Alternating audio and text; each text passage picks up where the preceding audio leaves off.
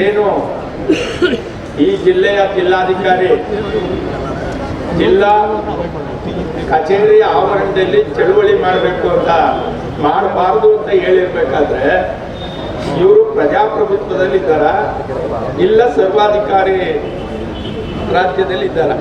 ನಮ್ಮ ಮಾನ್ಯ ಮುಖ್ಯಮಂತ್ರಿಗಳಾದಂಥ ಸಿದ್ದರಾಮಯ್ಯನವ್ರು ಹೇಳಬೇಕು, ಇದೇ ಜಿಲ್ಲೆಯವರಾದಂಥ DK ಶಿವಕುಮಾರ್ ಹೇಳಬೇಕು, ಒಂದು ಜಿಲ್ಲೆಗೆ ಒಬ್ಬರು ಉಸ್ತುವಾರಿ ಮಂತ್ರಿ ಹೇಳಿರ್ತಾರೆ, ಅವ್ರಿಗೆ ಕಾಮನ್ ಸೆನ್ಸು ಹ್ಯೂಮನ್ ಸೆನ್ಸ್ ಇದ್ದಿದ್ರೆ ಇಷ್ಟೊತ್ತಿಗೆ ಈ ಸಮಸ್ಯೆನ ಬಗೆಹರಿಸ್ಬೋದಾಗಿತ್ತು.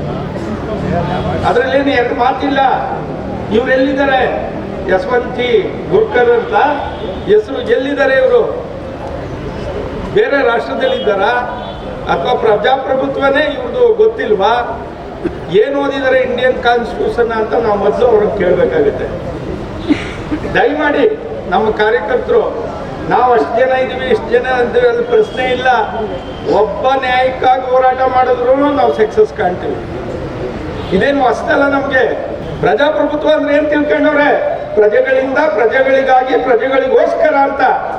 ಇದು ಯಾರೋ DC-ಗಾಗಿ, DC ಎಂಟಿಗಾಗಿ, DC ಮಕ್ಕಳಿಗಾಗಿ ಅಲ್ಲ, ಇದು ರೈತರಿಗೆ. ಇದನ್ನ ತಾವೆಲ್ಲ ತಿಳ್ಕೋಬೇಕು. ಅವ್ರಿಗೆ ಕಾನೂನಿನ ಜ್ಞಾನ ಇರಕ್ಕಿಲ್ಲ. ಯಾಕೆಂದ್ರೆ ರೈತ ಸಂಘ ಇವತ್ತು ಬಂದದ್ದಲ್ಲ. ರೈತ ಸಂಘ 42 ವರ್ಷ 44 ವರ್ಷ ಆಯ್ತು. ಆದ್ರೆ ಪ್ರಬುದ್ಧಮಾನಕ್ಕೆ ಬಂದು 42 ವರ್ಷ ಆಯ್ತು. ಅಲ್ಲಿಂದ ಅನೇಕ ಚಳುವಳಿಗಳನ್ನ ನಾವು ಮಾಡಿದ್ದೀವಿ, ಒಂದಲ್ಲ ಎರಡಲ್ಲ. 1983 ಕತೆ ಹೇಳ್ತೀನಿ ನಾನು. ಮೊದಲಿಂದ ರೈತ ಸಂಘಕ್ಕೆ ಬಂದವನು. ನಾವು ರೈತ ಸಂಘಕ್ಕೆ ಕುಂದಿಲ್ಲ. ರೈತ ಸಂಘ ಈ 42 ವರ್ಷದಲ್ಲಿ ರೈತ ಸಂಘ ಆಗ್ಬೋದು, ದಲಿತ ಸಂಘರ್ಷ ಸಮಿತಿ ಆಗ್ಬೋದು, ಕನ್ನಡ ಪರ ಸಂಘಟನೆಗಳು ಇರ್ಬೋದು, ಇವು ನಾವು ಸ್ವಲ್ಪ ದೂರದಲ್ಲಿದ್ದೀವಿ. ಅದು ಇವತ್ತು ನಾವು ಹತ್ತಿರ ಆಗಬೇಕು.